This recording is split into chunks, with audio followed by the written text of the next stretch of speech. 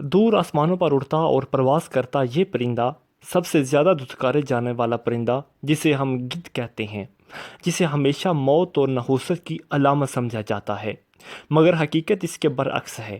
گدھ ایک ماحول دوست پرندہ ہے جو مردار جانوروں کا گوشت کھاتا ہے اور ان سے پھیلنے والی بیماریوں کو ختم کرتا ہے۔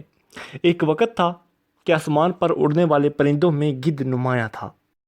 یہ پرندہ تیز ترین قوت شامہ سے بلندیوں پر ہی اپنے شکار کو سونگھ لیتا اور پورے گروہ کے ساتھ مردار کے جسم کے اندرونی اعضاء کو کھانے پہنچ جاتے تھے اور چند گھنٹوں میں شکار چٹ کر جاتے تھے۔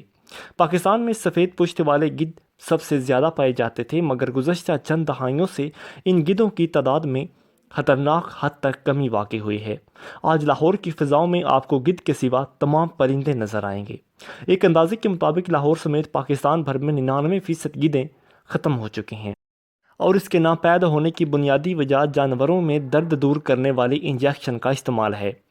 گدھوں کی تمام نسلوں کو بچانے کے لیے WWF کی درخواست پر 2006 میں ڈکلیفن سوڈیم کی فروخت پر پابندی لگا دی گئی۔ WWF نے گدھوں کی سید پشت والی نایاب گدھ کو بچانے کے لیے چھنگا مانگا کے جنگلات میں ولچر ریسٹوریشن سینٹر قائم کر رکھا ہے، جہاں اب تک ان گدھوں کی تعداد 21 ہو چکی ہیں۔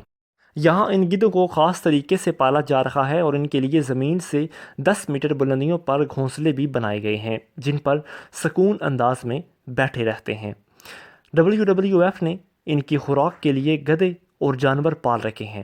خاص لباس میں ملبوس ملازم گدھوں کے لیے خوراک لے جاتا ہے اور پھر گدھیں اپنے خوراک کے لیے اس کی جانب لپکتی ہیں۔